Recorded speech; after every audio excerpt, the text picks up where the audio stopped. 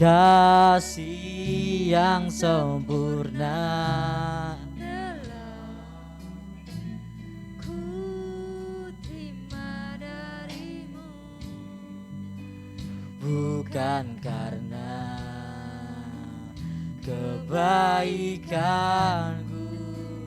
hanya oleh kasih karuniamu. Kau pulihkan aku,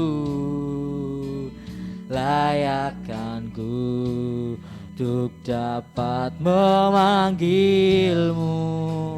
Bapa, kau beri yang ku minta. Saat ku mencari, ku mendapatkan. Ku ketuk pintumu dan kau bukakan. Sebab kau Bapakku, Bapa yang kekal. Takkan kau biarkan aku melangkah hanya sendirian. Kau selalu ada bagiku, sebab kau Bapakku, Bapa yang kau beri yang ku pinta. Saat ku mencari, ku mendapatkan.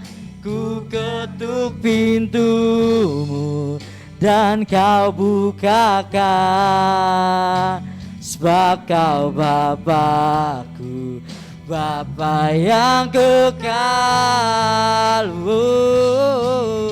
Takkan kau biarkan aku melangkah Sendirian, Kau selalu ada bagiku, sebab kau Bapakku. Saya ajak untuk semuanya bangkit berdiri. Kau beri yang ku minta. saat ku mencari, ku mendapatkan. Ketuk pintumu dan kau bukakan. Sebab kau Bapakku, Bapa yang kekal. Takkan kau biarkan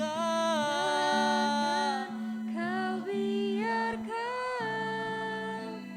aku melangkah sendirian. Kau lalu selalu ada bagiku, sebab kau Bapakku, Bapa yang kekal.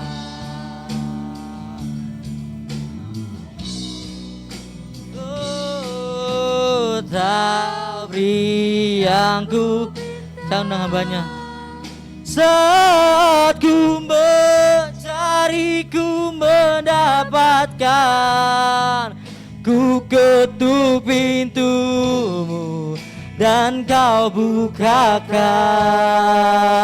Sebab kau Bapakku, yang kekal. oh, takkan kau biarkan aku melangkah sendirian bagiku, sebab kau Bapakku, Bapa yang kekal. Kau selalu ada bagiku,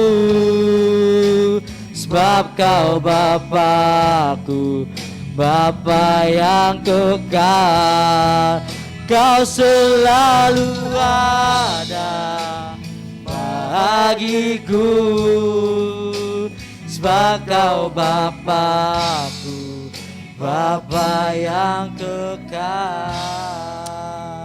Mari kita bersama-sama berdoa. Bapa di sorga, Bapa yang kekal. Bapa yang kasih-Nya tidak pernah berubah dulu sekarang. Bahkan kami percaya selama-lamanya. Hanya kepadamu-lah hari ini Tuhan kami datang, kami memuji, membesarkan Engkau. Karena memang Engkau layak menerima semuanya Tuhan. Engkau Bapa yang baik dalam hidup kami. Dan Tuhan mengingat akan segala kasih kebaikan-Mu itulah. Hari ini kami sebagai anak-anak-Mu datang. Bersatu hati. Mengarahkan hati dan pikiran kami untuk belajar kembali firman Tuhan. Supaya hidup yang datangnya dari anugerah ini. Hidup ini kami boleh persembahkan kembali kepada Tuhan. Hidup yang sudah Engkau berkati dengan luar biasa ini. Hidup ini kami persembahkan supaya menjadi alat berkat-Mu bagi sekeliling kami. Tuhan berkatilah setiap kami, urapilah kami semua, berbicaralah kepada kami. Pakailah hamba-Mu di dalam segala kelemahan dan keterbatasannya. Untuk boleh menyatakan segala kebenaran-Mu ya Tuhan. Dengar doa kami, demi Yesus Kristus kami berdoa, kami berserah diri. Amin. Silakan duduk Bapak Ibu dan rekan-rekan sekalian. Salah ya, nggak boleh nyebut Bapak Ibu, nggak ada yang Bapak Ibu soalnya ya. Ini anak-anak muda semuanya. Shalom semuanya. Senang sekali bisa berjumpa dengan rekan-rekan muda sekalian di tempat ini. Ini kali pertama saya hadir di tengah-tengah rekan-rekan sekalian, maka izinkan saya memperkenalkan diri terlebih dahulu. Nama saya Samuel Sugiarto. Saat ini kalau asal dari Surabaya, wong Surabaya gitu ya. Melayani di Universitas Kristen Petra sebagai dosen dan juga sebagai kepala pusat kerohanian di sana. Salam dari kampus UK Petra buat rekan-rekan. Mungkin ada yang Petra Nation, ada yang Petra Nation, boleh? Oh iya, ada beberapa ya. Salam hangat dari kampus untuk teman-teman. Secara khusus kalau belum pernah berjumpa di kampus, semoga nanti semester depan kita bisa berjumpa bersama-sama. Oke rekan-rekanku, hari ini saya mengajak kita menggumulkan tentang satu tema. Tema yang tidak mudah, tapi saya percaya tema ini adalah tema yang penting di dalam kehidupan setiap kita. Tema yang berbicara tentang hidup yang harmonis. Sama seperti Yesus Kristus ketika berdoa di dalam Yohanes pasal 17. Kita mendapati Yesus berdoa supaya menginginkan setiap murid-muridnya itu menjadi satu. Bayangkan ini bagian terakhir sebelum Yesus naik ke atas kayu salib. Yesus berdoa dan yang dia doakan adalah dia mohon supaya murid-muridnya menjadi satu. Tetapi jujur harus kita akui ketika berbicara tentang menjadi satu, berbicara tentang keharmonisan, itu nggak pernah mudah. Betul ya? Nggak pernah gampang. Berbicara tentang bagaimana kita mau menjadi satu. Maka saya ingin mengajak setiap kita bergumul bersama-sama berdasarkan satu bagian firman Tuhan. Mari saya mengajak kita membaca dari Injil Yohanes pasal 16 ayat 12 sampai ayat yang ke-15. Yohanes 16 ayat 12 sampai ayat yang ke-15.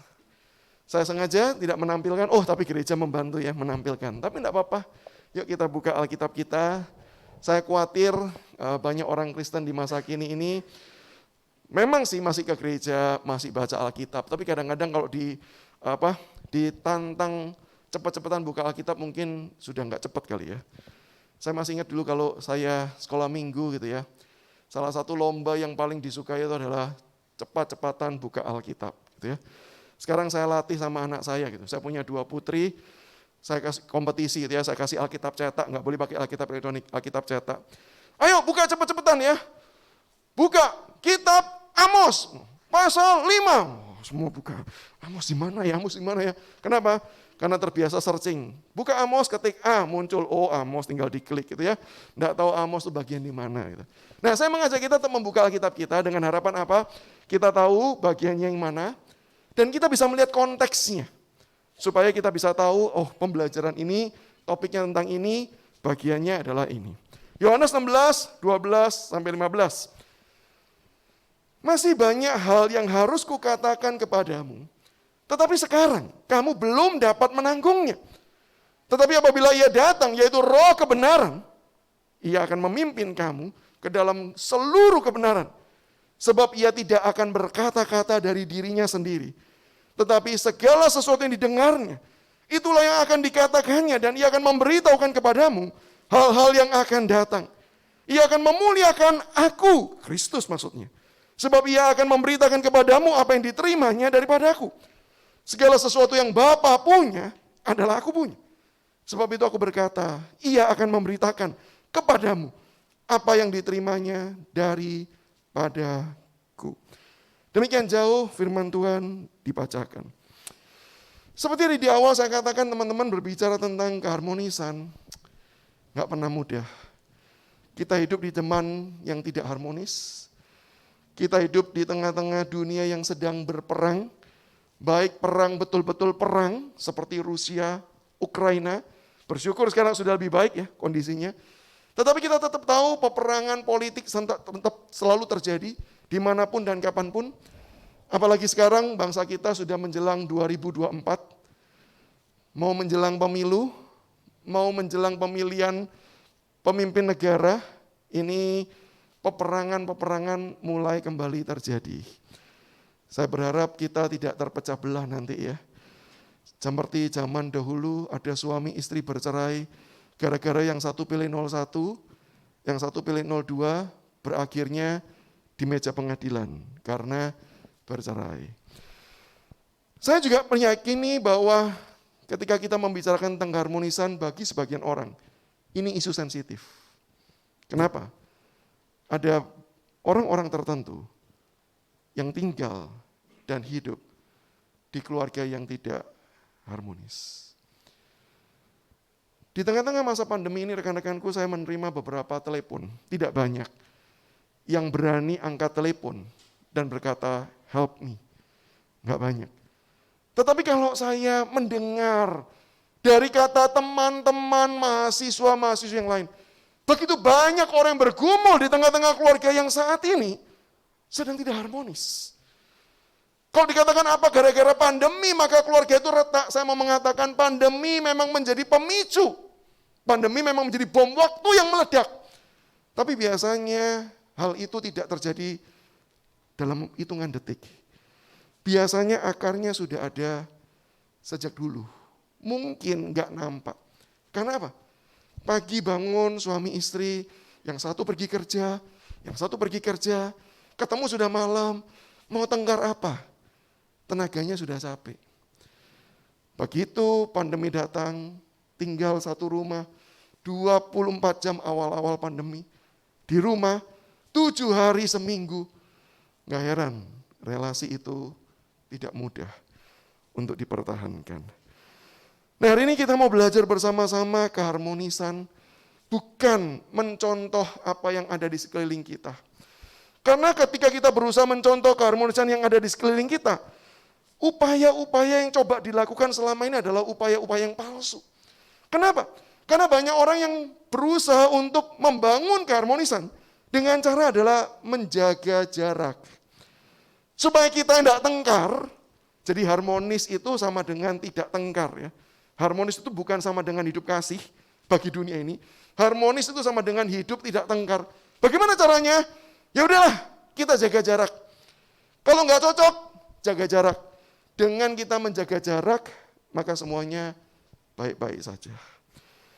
Ada sebuah kisah dari zaman dulu tentang pasangan suami istri yang hidupnya itu harmonis.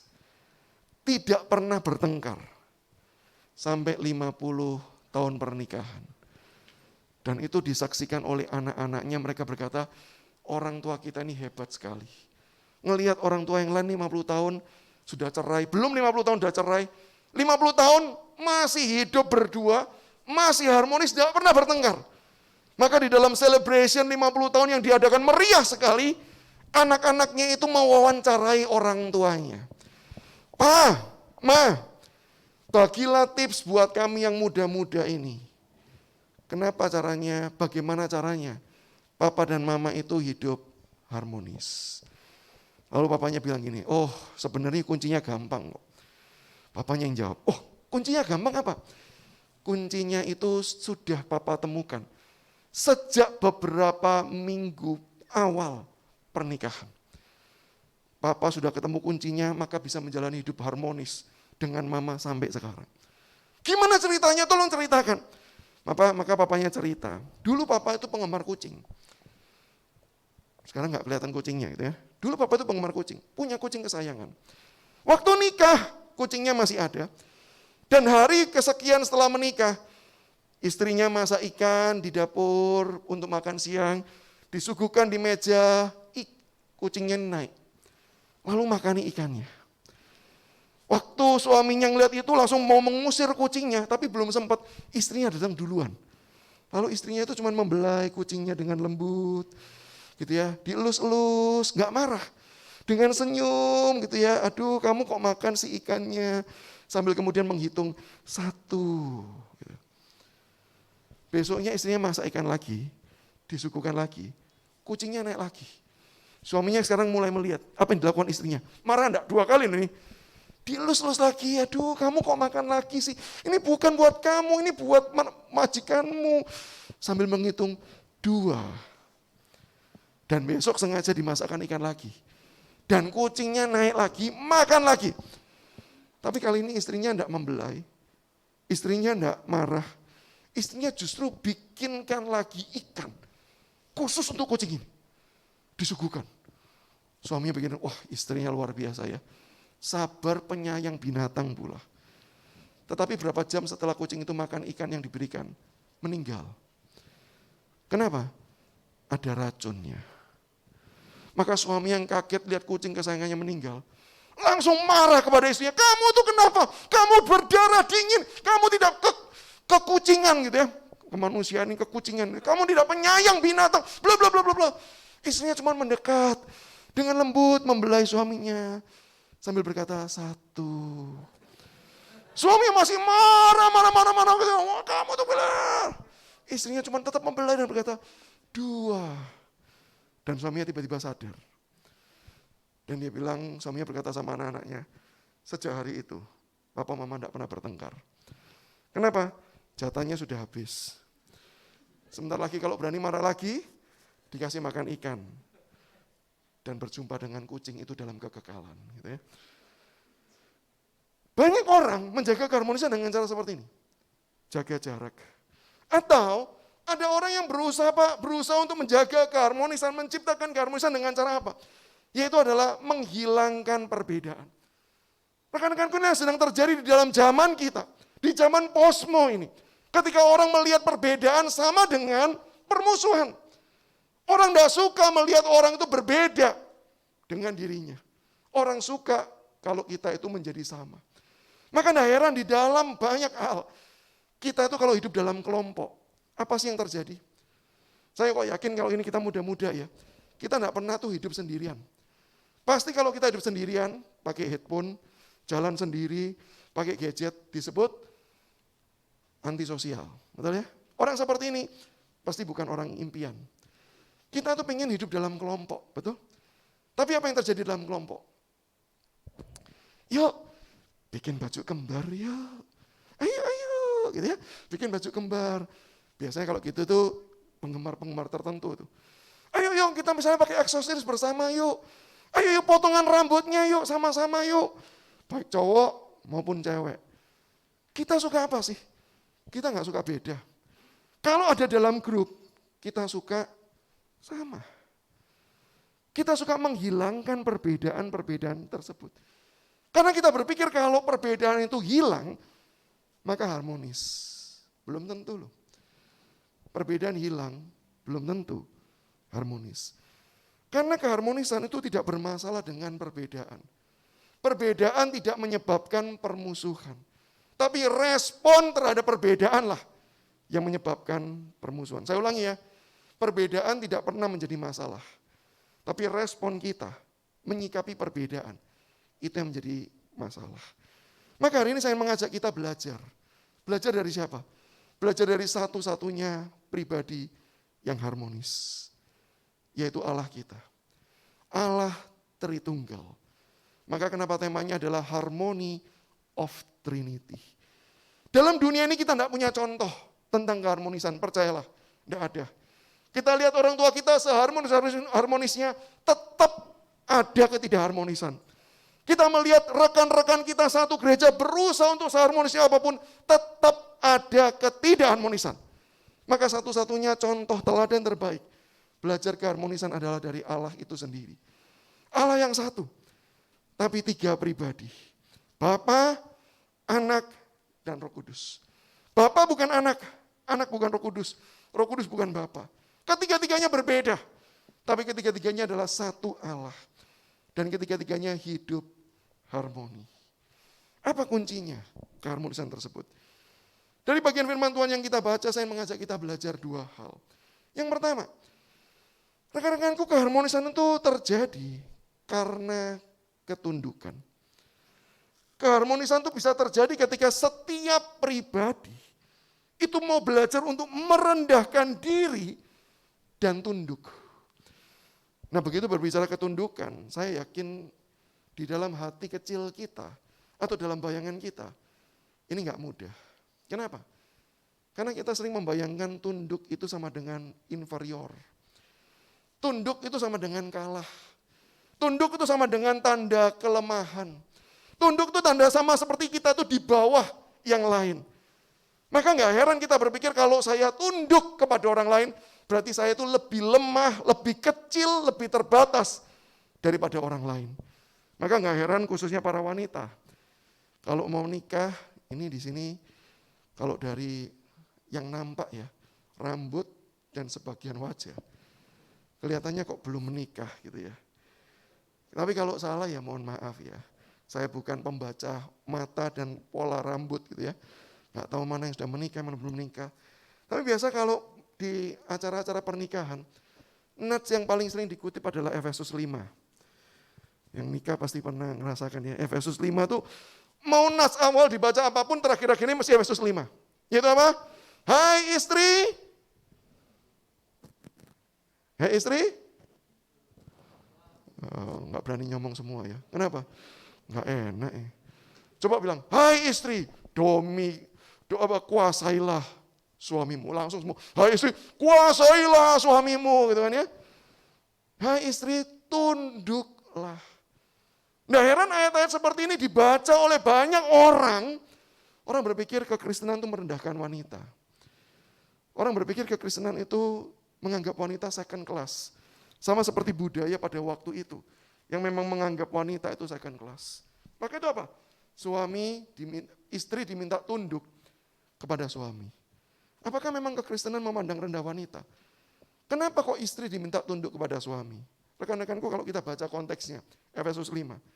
Sebelum masuk di ayat 22 tersebut, di ayat sebelumnya Tuhan berkata apa? Kristus sudah mengasihi kamu demikian rupa.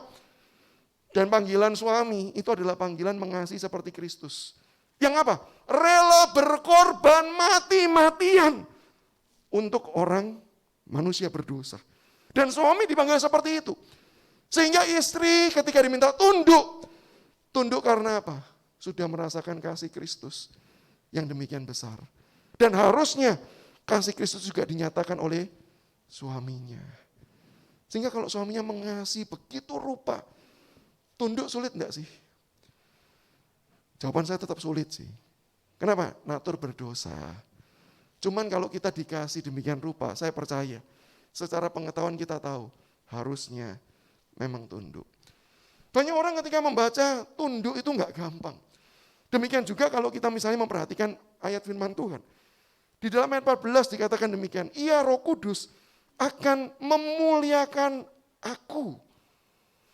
Kata Ia akan memuliakan aku, itu sebenarnya merupakan gambaran bahwa Roh Kudus itu sedang menundukkan diri kepada Kristus.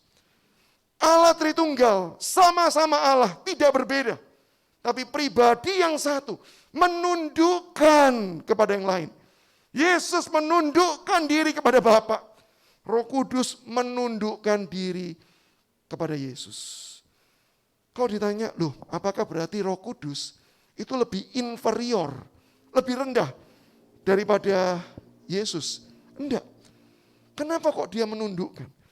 Kenapa kok dia memuliakan Yesus? Nah, saya percaya kita membaca bagian ini sulit. Karena kita bias di dalam konsep kita memuliakan. Kalau saya katakan si A memuliakan si B, bayangan kita pasti adalah si A lebih rendah daripada si B. Kita memuliakan Tuhan, kita lebih rendah kan daripada Tuhan, maka kita memuliakan yang lebih besar, lebih tinggi daripada kita. Tapi sebenarnya memuliakan itu tidak selalu dari yang bawah ke atas. Ada momen-momennya, memuliakan itu juga dari atas ke bawah. Itu juga disebut memuliakan. Contoh.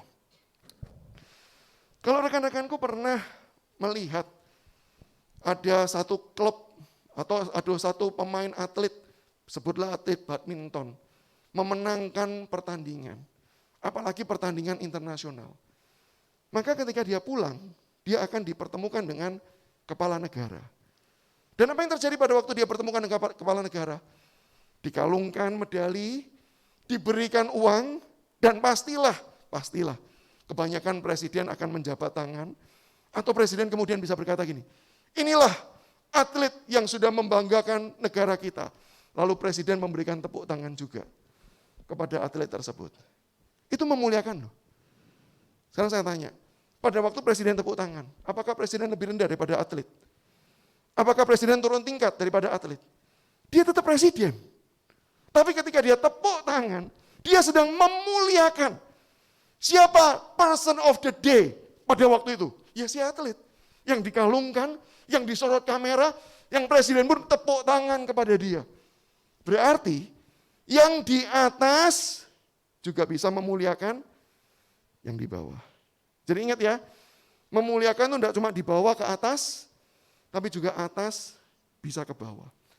Loh, berarti apakah sekarang Roh Kudus itu lebih tinggi daripada Yesus? Sehingga dia adalah presiden yang memuliakan atlet yang menang. Enggak juga. Karena memuliakan bukan cuma bawah ke atas, bukan cuma atas ke bawah, tetapi juga bisa saling setara. Juga bisa sama-sama memuliakan. Contoh sekali lagi dari gambaran atlet. Kalau ada klub sepak bola memenangkan pertandingan, dan pemenangan pertandingan itu dimenangkan, misalnya, gara-gara ada seorang pemain tengah yang kemudian sudah melihat posisinya masih 0-0, detik-detiknya sudah terakhir, injury time, dan ini adalah babak penentuan yang berhasil memasukkan bola yang menang, dan ini kesempatan dia memegang bola, menggocek bola, melambungkan bola ke arah striker, dan striker tersebut menangkap bola, memasukkan ke gawang. Klubnya menang. Saya tanya, biasa yang dipuja siapa? Striker. Jarang yang dipuja dulu, hebat lambunganmu, luar biasa, jarang. Ada, tapi jarang. Kalau itu kompetisi internasional, nerima trofi, yang dimajukan siapa? Yang menyetak gol, yang megang, yang mengangkat, kadang-kadang mencium juga, mengangkat, yang melambungkan. Apakah kemudian berkata gini, kamu enggak ada saya, enggak gol. Sini, giliran saya. Enggak. Ketika yang satu ngangkat, yang lain lompat-lompat juga. Kenapa? Kemenangan yang sama.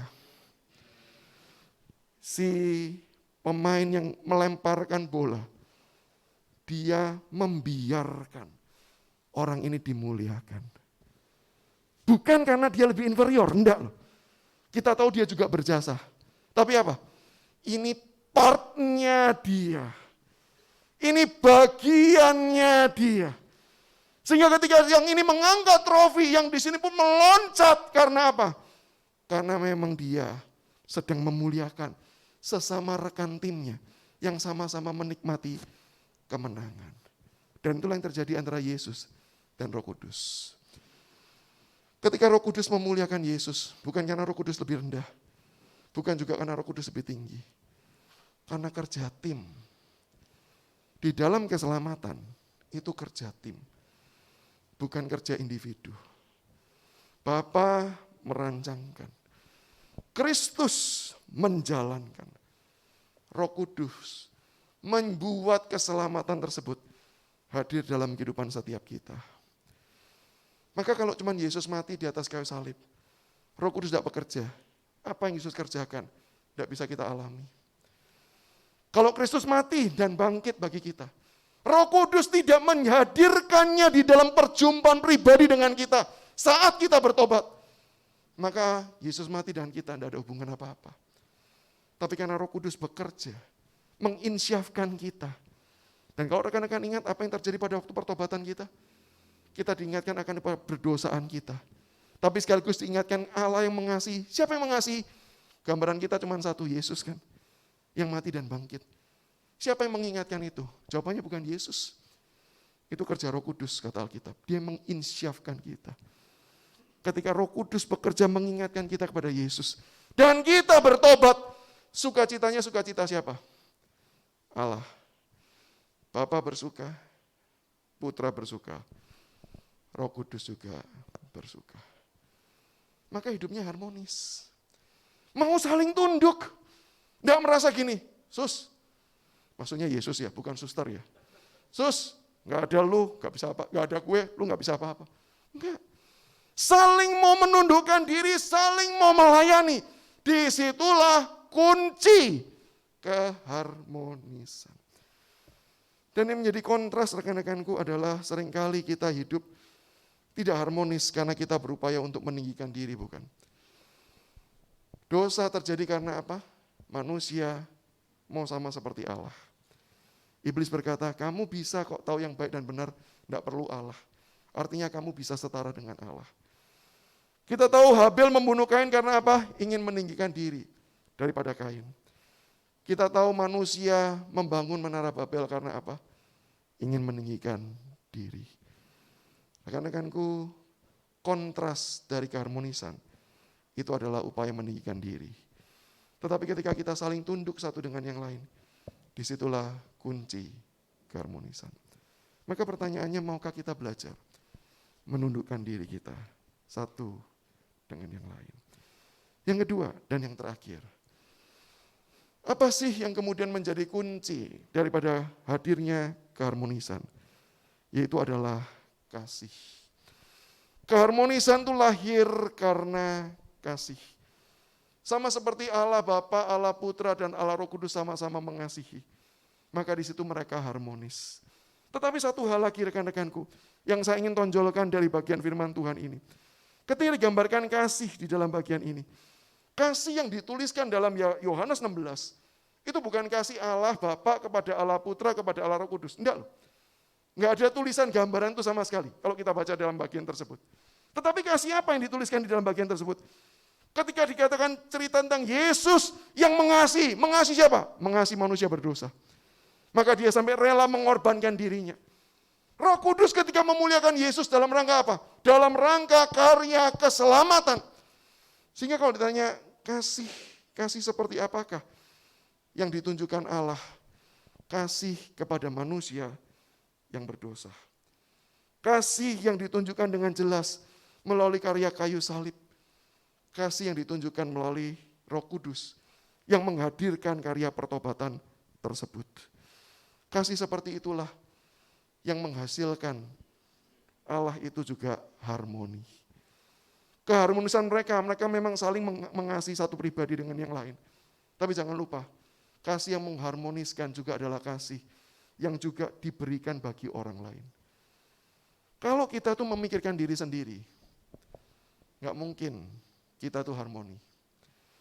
Kalau kita memikirkan kelompok kita sendiri, nggak mungkin kita harmoni. Tetapi ketika kita bersama-sama belajar, membagikan kasih kita kepada yang lain, maka pada waktu itulah terjadi keharmonisan. Ada salah satu orang pernah berkata begini, tahu nggak sih kenapa gereja itu sering berantem? Tahu nggak kenapa baik di dalam gereja maupun antar gereja sering berantem? Jawabannya satu, karena nggak ngerjain misi. Nggak ngerjain misi. Terus apa yang dikerjain? Ribut sendiri aja. Ribut apa? Urusan sendiri. Kalau ribut antar gereja, ribut apa? Oh gereja sana kok lebih baik, kita nggak boleh kalah, kita lakukan ini. Oh gereja sana mencuri domba. ribut sendiri karena apa? Mementingkan diri, bukan mengerjakan misi. Ketika gereja di dalam gereja itu sendiri tidak mengerjakan misi. Biasanya karena apa? Karena ada yang pingin lebih dibandingkan yang lain. Allah Tritunggal menunjukkan gambaran yang indah. Mereka harmoni. Dan di dalam keharmonisannya, mereka mengerjakan karya keselamatan yang diberikan bagi setiap kita. Maka saya percaya inilah juga menjadi kuncinya. Ketika kita mau hidup harmoni, mari kita belajar memberikan kasih kita. Mari kita belajar berbagi kasih dengan yang lain. Karena ketika kita belajar berbagi kasih yang lain, maka saya percaya disitulah kita akan bisa harmonis. Ketika kita mau merendahkan diri dan mengasihi sesama kita. Karena apa? Karena Kristus sudah mengasihi kita. Karena Allah itu sudah mencintai kita. Disitulah kekuatan kita untuk menjadi satu dengan mereka yang berbeda. Bahkan mereka yang selama ini sudah menyakiti hati setiap kita. Rekan-rekanku, ada seorang anak pemuda bersaksi. Dulu dia lahir dalam keluarga Kristen, orang tuanya ya Kristen-Kristenan lah ya. Tapi si ayah itu adalah si ayah yang abusive. Kata-katanya kasar, tapi bukan cuma kata-kata, suka pukul. Pukul siapa? Pukul istri, pukul anak. Dia anak tertua, punya beberapa saudara. Dan dia salah satu orang yang sering dipukuli. Maka dia lahir, dia besar di dalam kepahitan dengan orang tuanya. Sampai si anak ini karena dia sering dipukuli orang tuanya, lama-lama dia juga belajar untuk memukul. Karena masih kecil, tidak berani pukul orang tuanya, pukul teman-temannya. Dia jadi orang yang suka berantem. Sampai ketika dia mulai beranjak usia belasan tahun, ayahnya itu bertobat. Dan ketika ayahnya bertobat, dia nggak tahu cerita detailnya ayah bertobat seperti apa. Tapi yang dia tahu adalah ketika ayah sudah bertobat, satu hari ayahnya itu kumpulkan istri sama anak-anaknya. Lalu ayahnya itu nangis dan ayahnya meminta maaf. Maaf ya, selama ini sudah jadi ayah yang jahat buat kalian. Si anak yang sudah dipukuli sekian tahun lamanya, nggak bisa dengan mudah memaafkan. Dia berkata, percuma ngomong maaf, buktikan dulu. Bisa enggak kamu enggak pukul lagi? Bisa enggak kamu enggak kata-kata kasar lagi? Sudah kebiasaan kok kamu pukul. Dan memang betul, kalau kita sudah terbiasa sesuatu, sulit untuk melepaskan. Dan si ayah berjuang demikian rupa. Untuk apa? Untuk betul-betul tidak mengucapkan kata-kata kasar lagi. Berjuang sedemikian rupa untuk tidak main tangan lagi. Apalagi si anaknya yang tahu ayahnya bertobat, kadang-kadang suka pancing-pancing. Supaya apa? Dipukul enggak? Dipukul enggak? Pengen ngetes ayahnya. Dan si ayah itu bergumul sekali dengan hal tersebut. Singkat cerita satu kali, setelah sekian lama berjalan, anaknya itu berkelahi di sekolah. Dan kemudian pulang babak belur. Dan ayahnya lihat, kenapa kamu? Apa lagi? Ya berkelahilah. Anaknya masuk kamar. Oh kalau zaman dulu, ayah belum bertobat, jawab seperti ini. Oh, kelahinya bukan cuma di sekolah, di rumah ditambahin lagi. Dihajar sama ayahnya. Si anaknya masuk ke kamar, dia sudah siap-siap. Bentar lagi pasti ayahnya datang nih. Dan pasti ngajak berkelahi nih. Karena dulu selalu begitu kok kejadiannya. Tapi kali ini ayah datang, ketuk pintu, masuk pelan-pelan. Anaknya udah siap-siap nih. Mau kelahi nih. Ayo nih, hajar-hajaran nih. Si ayah datang bawa kotak. Yuk nak, papa obatin. Anaknya udah bingung nih, kok mau diobatin sih? Belum pernah kejadian seperti itu. Terus kemudian anaknya duduk, si ayah buka kotak obat, mulai membersihkan lukanya satu demi satu. Si anak sudah bingung nih. Atau jangan-jangan sebentar lagi nih digaplok nih ya. Ini sebentar lagi sambil diobati, plok gitu ya, plok. Jangan-jangan gitu di peristiwanya. Anaknya udah mulai nunggu nih, gaplok enggak. Tapi si ayahnya terus bersihkan sambil obati. Lalu si anak yang pertama nggak mau lihat ayahnya, lama-lama lihat ayahnya. Dan anak ini kaget. Karena ketika dia lihat ayahnya membersihkan luka sambil percucuran air mata. Si anak kaget, lo yang sakit, lo sayang ngapain kok kamu yang nangis? Si ayah nangis, dan si ayah ketika membersihkan lukanya, Selesai itu dia bilang sama anaknya, nak, papa tahu, kamu jadi suka berkelahi. Karena papa minta maaf. Ini salah papa, ini dosa papa. Papa minta maaf, papa minta maaf. Dia peluk anaknya, dia nangis sama dengan anaknya. Sejak hari itu anaknya ini mulai berpikir keras. Sampai beberapa minggu setelah peristiwa itu, di hari Minggu, si anaknya berkata sama papanya, aku hari ini mau pergi ke gereja. Papanya yang takut, ngapain? Jangan pernah maluin papa di gereja loh. Jangan kamu ajak berantem papa di gereja loh. Gereja itu rumah Tuhan, jangan macam-macam. Si anak bilang gini, saya nggak mau ngajak berantem. Saya datang ke gereja bukan mau mempermalukan papa. Saya mau datang ke gereja cuma karena satu tujuan. Saya mau cari tahu, Tuhan seperti apa yang bisa mengubah papaku yang dulu menghajar aku habis-habisan. Sekarang bisa hidup mengasihi begitu rupa. Karena aku mau kenal Tuhan yang seperti itu. Supaya Tuhan itu juga ubah hidupku. Tuhan itu juga mengubah dan bekerja dalam hidupku. Hari itu mereka ke gereja, anaknya nggak langsung bertobat. Tetapi beberapa tahun setelah itu anaknya bertobat. Dan mereka hidup harmoni. Sekeluarga ini sekarang hidup harmonis. Karena apa? Kasih Kristus yang mengubah satu pribadi. Dan kasih itulah yang menggerakkan dia untuk mengasihi sesamanya. Mengubah dia untuk mencintai keluarganya. Dan karena cinta itulah satu keluarga ini hidup harmonis. Maka saya ingin percaya ketika kita sudah merasakan kasih Kristus, kita dipanggil untuk membagikan kasih tersebut. Kasih yang dibagikan bukan kasih yang didasarkan pada kekuatan kita. Karena kasih yang ada dalam diri kita itu adalah kasih yang egois. Bagikanlah kasih Kristus yang sudah dicurahkan dalam hidup kita. Baru ketika kita membagikan kasih itu, keharmonisan akan terjadi. Kiranya firman Tuhan ini menolong kita rekan-rekan. Dunia ini membutuhkan contoh kehidupan yang harmonis. Keluarga yang harmonis. Gereja yang harmonis. Untuk menunjukkan dengan jelas, ini loh yang harusnya terjadi. Berikan kasih-Mu. Berikan kasih Kristus itu. Biarlah dunia ini melihat melalui kehidupan kita. Dan mereka boleh berjumpa dengan Tuhan.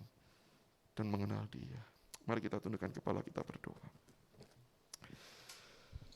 Bapa di surga, ampuni kami. Kalau selama ini kami sering kali hidup mementingkan diri. Kami tidak merendahkan diri, kami tidak melayani satu dengan yang lain. Karena kami berusaha menjadi yang lebih daripada orang lain. Ajar kami Tuhan mengingat Engkau adalah Allah yang merendahkan diri. Sehingga kami pun juga mau belajar merendahkan diri. Dan memuliakan Engkau. Kami tahu Tuhan keharmonisan hanya bisa terjadi ketika kasih Kristus nyata dalam kehidupan kami. Maka Tuhan tolong kami, orang-orang yang sedang Kau kasihi.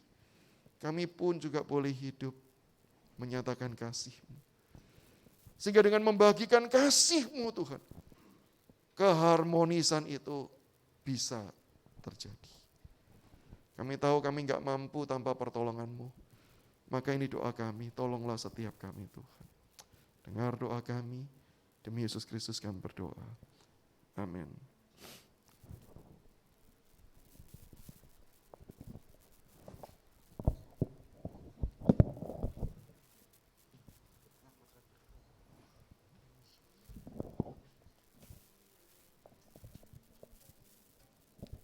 Mari kita kembali berdoa.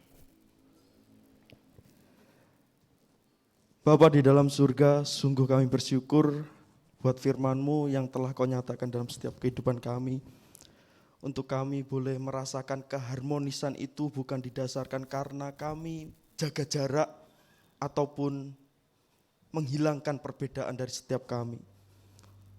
Firman-Mu boleh menjadi teladan dalam setiap kehidupan kami.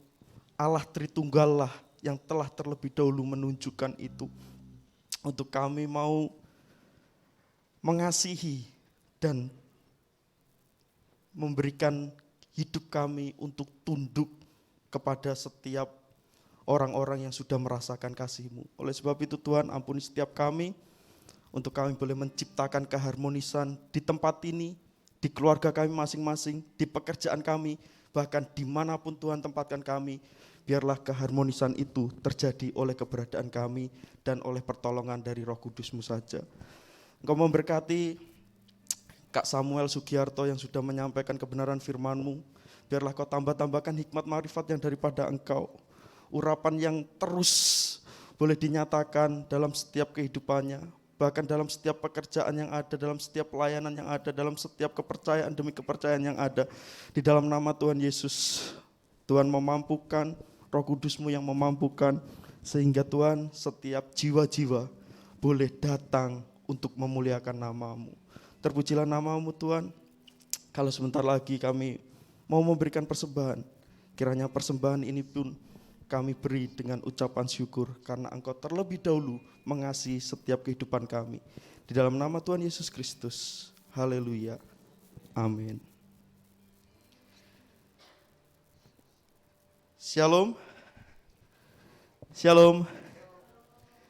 Kami dari MC Youth mengucapkan banyak terima kasih kepada hambanya Kak Samuel Sugiarto yang sudah menyampaikan kebenaran firman Tuhan. Teman-teman, pengumuman untuk minggu ke depan, doa malam hari Kamis akan dilayani oleh Bapak Jimmy dan diadakan jam 7 malam sampai jam 9.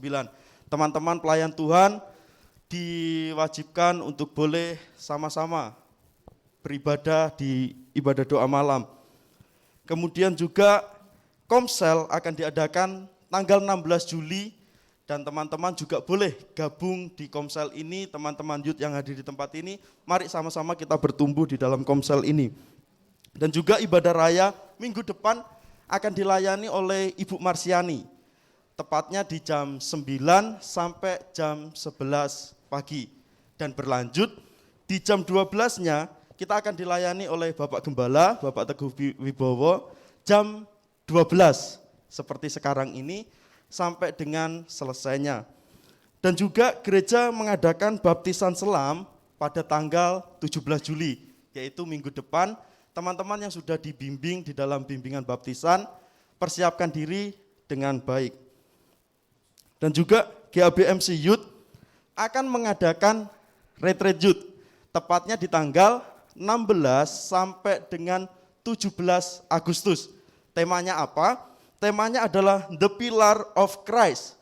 Dan teman-teman diharapkan, beberapa teman sudah mulai konfirmasi itu. Yang bisa ikut di tanggal 16 sampai 17. Dan juga ada yang mungkin belum pasti, sehingga dalam beberapa waktu ini teman-teman juga boleh memastikan diri untuk bisa bergabung di retreat ini. Untuk informasi, pendaftaran, biaya, dan info rundown dapat menghubungi saya secara pribadi. Kiranya pengumuman ini dapat dimengerti. Tuhan Yesus memberkati. Di nama Tuhan kita akhiri ibadah pada siang hari ini. Saya ajak untuk semuanya bangkit berdiri. I sing to you Lord a hymn of love for your faithfulness to me. I'm carried in everlasting arms, will never let me go through it all. Namanya I sing to you Lord a hymn of love for your faithfulness to me. I'm carried in everlasting arms. You'll never let me go. You never let me go. You never let me go, you'll never let me go. You'll never let me go. Through it all. Terima kasih Tuhan buat ibadah siang hari ini Tuhan. Kalau kami masih diberi satu kesempatan untuk datang beribadah kepadamu Tuhan, kami menaikkan puji sembah kami Tuhan. Biar hati Tuhan boleh disenangkan atas setiap pujian penyembahan kami. Terlebih kami boleh diberkati oleh kebenaran firman-Mu. Biar firman-Mu itu Tuhan boleh tertanam dalam hati kami. Boleh berbuah-buah lebat demi kemuliaan nama Tuhan atas hidup kami. Terima kasih Tuhan, terima kasih. Berkati setiap anak-anak-Mu yang hadir siang hari ini Tuhan. Setiap mereka yang mengambil bagian dalam pelayanan pekerjaan Tuhan siang hari ini. Kami percaya Tuhan menilik setiap hati kami. Terima kasih Tuhan, kalau sebentar kami akan pulang, kami mau angkat tangan kami terima berkat dari Allah Bapa, Putra dan Roh Kudus yang memberkati kami dengan kasih karunia-Nya, dengan damai sejahtera Tuhan dan penyertaan Roh Kudus atas setiap apapun yang kami lakukan kerjakan, baik itu studi sekolah kami, setiap usaha pekerjaan kami, keluarga rumah tangga kami, terlebih pelayanan kami mengiring Tuhan. Tuhan Yesus sendiri yang menjadikan berhasil. Di dalam nama Yesus sama-sama katakan amin. Tuhan Yesus memberkati.